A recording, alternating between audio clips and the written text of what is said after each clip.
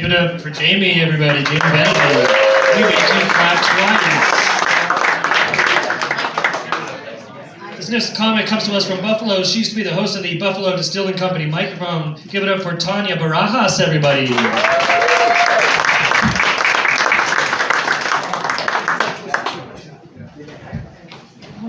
I'm so excited to be here. This is my first time in Erie, and I went out to that Presque Isle today and had my beach fantasy of like Wuthering Heights sort of beach fantasy experience since it was so cold.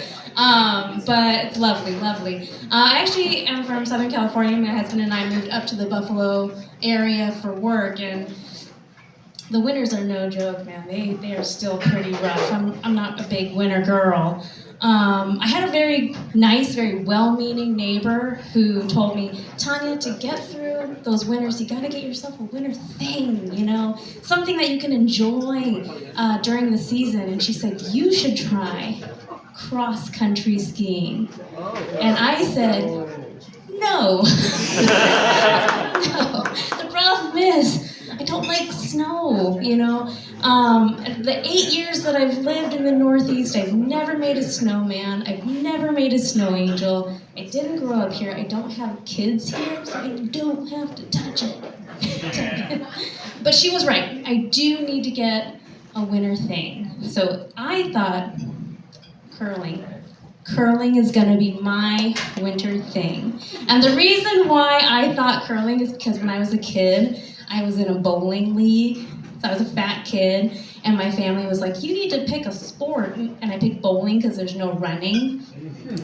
And so, yes, exactly. And,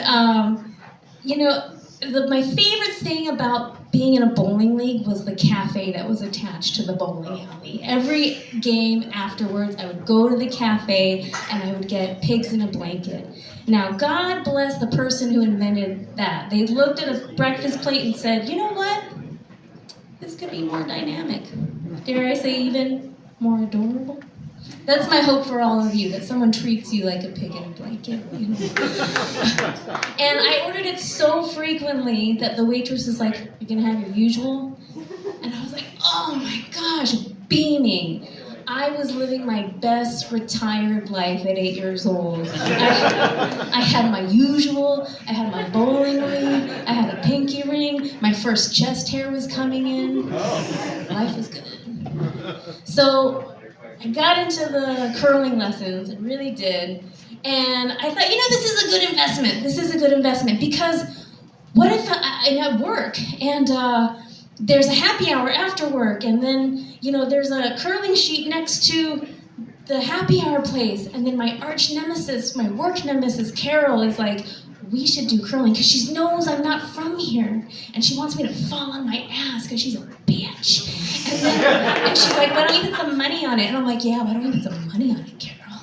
And then I pop into that deep curling lunge and be like, I do my research, Carol. I learned the culture of the North.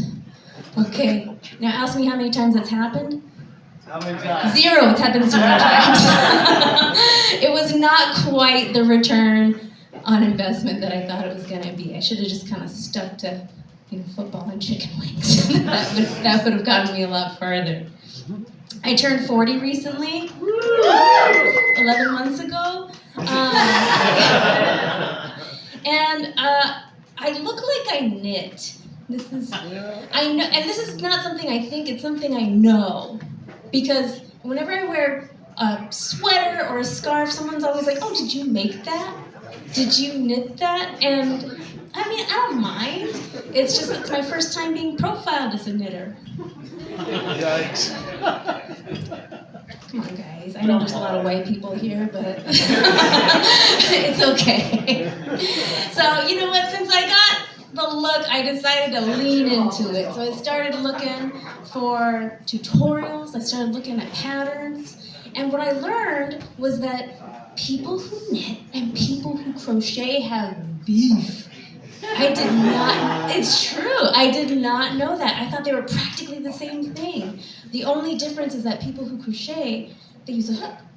So I asked my friend who's in a knitting club, I was like, yo, what's up with this beef?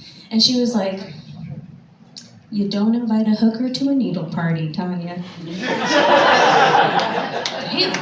gangsta hobby. Just know who you're dealing with when you get.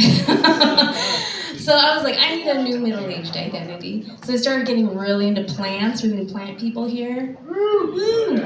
I even joined a website to get better at plants. Only Ferns. Oh, you've heard of it. Oh, good. Good. Great community on Only Ferns. People ask to see my bush all the time. That's right. I even got an invite to the agricultural site, Corn Hub. A lot of categories on the Corn Hub. A lot of categories. Oh, I'm really happy to be here. I was having kind of a rough week at work.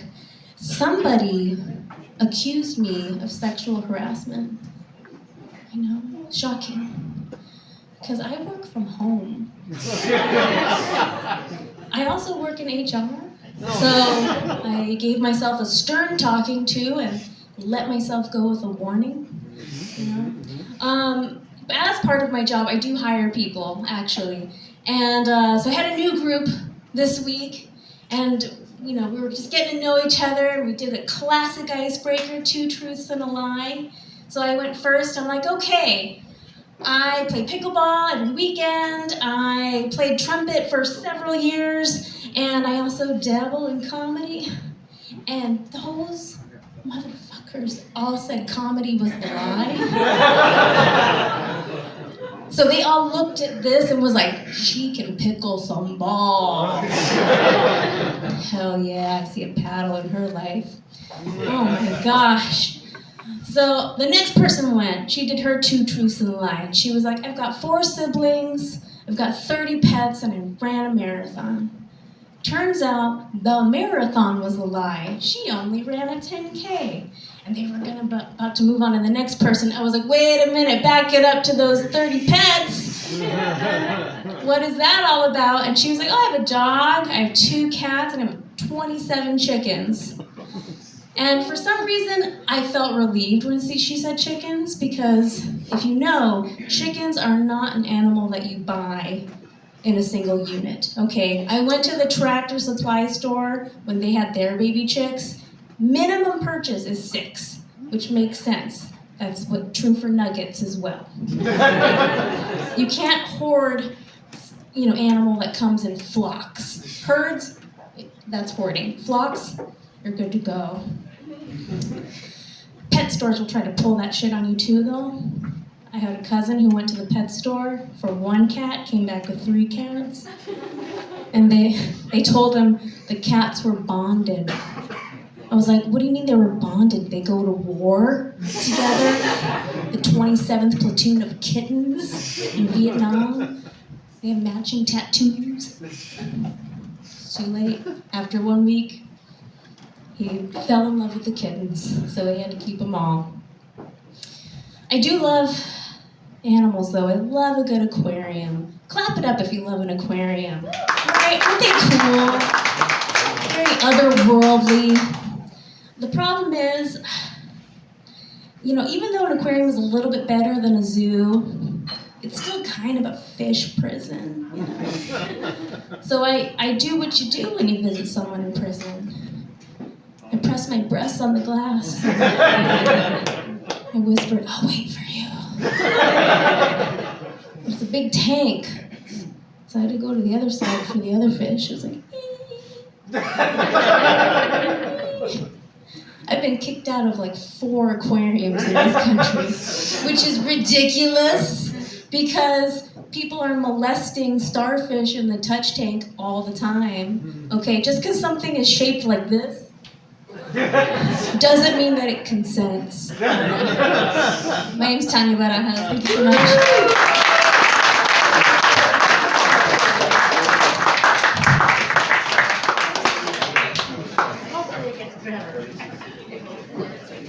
All right, one more time for Tanya, everybody.